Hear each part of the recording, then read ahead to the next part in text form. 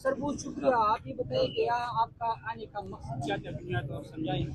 देखें, बिस्मिल्लाहिर्रहमानिर्रहीम, इमरान खान के पाकिस्तान को बचाने के मिशन में हमारे शहीदों ने अपनी जान की कुर्बानी दी। हम उन शहीदों की कुर्बानी का अजाला तो नहीं कर सकते, उनको सलाम पेश करने आए हैं। उनकी फैमिलीज ने बहुत कुछ खो दिया इस पाकिस्तान के मिशन में। हम सारे इमरान खान की टीम में आपके साथ मौजूद हैं। ये फैमिलीज इमरान खान की फैमिलीज हैं, ये फैमिलीज हमारी फैमिलीज हैं। इंशाल्लाह इनका चीफ मिनिस्टर खैबर पख्तूनख्वा की तरफ से जिस तरह हमें हुक्म मिला था, ये अब हमारी फैमिलीज हैं, इनका ख्याल रखना हमारी जिम्मेदारी है। तो यही हमारा। कौन यहाँ पर आई थी? क्या बुशरा भी आई थी यहाँ पे? भाई आपने देख लिया जो आए थे और क्या क्या दिया। जब कुछ दिया जाता है किसी को ये नहीं बताया जाता कि क्या दिया। I can not comment on that. अच्छा सर, जो फिगर बताई जा रही है पाकिस्तान तहरीक इंसाफ की जानिब से मुख्तलिफ दावे की जा रहे हैं, तो कितने शुहदा है, कितने अफराद जख्मी है, या कोई डेटा आपने अभी तक कलेक्ट किया है कि कितने लोग मिसिंग हैं पीटीआई के? देखें, इस वक्त बहुत सारे ऐसे लोग हैं। आपने देखा कि जो फसाइयत का एक बाजार इस मुल्क में गर्म किया गया, लोगों पे सीधी गोलियां चलाई गई, लोगों को शहीद किया गया। जिस तरह सेंट्रल पार्टी ने अनाउंस किया है, कबल अज वक्त बात कोई की नहीं जा सकती। 12 शुहदा का हमारे पास आ जाए, 12 शुहदा का डेटा हमारे पास मौजूद है। हमारे बहुत सारे दर्जनों लोग इस वक्त मिसिंग हैं। अब उनका ये पता नहीं चल रहा कि वो किसी थाने में बगैर पर्चे के रखे हुए हैं, जो एक रिवाज है।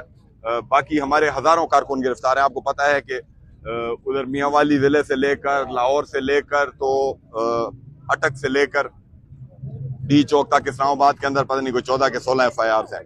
तो हम लगे हुए हैं, हमारी लीगल टीम्स लगी हुई हैं, लेकिन यहाँ पे जुल्म का वो बाजार है कि वकीलों को भी उठा रहे हैं। तो इंशाल्लाह जो डेटा जो चीजें हमारे सामने आती जा रही हैं, हम कंफर्म बात करेंगे, हम हवाई बातें नहीं करते।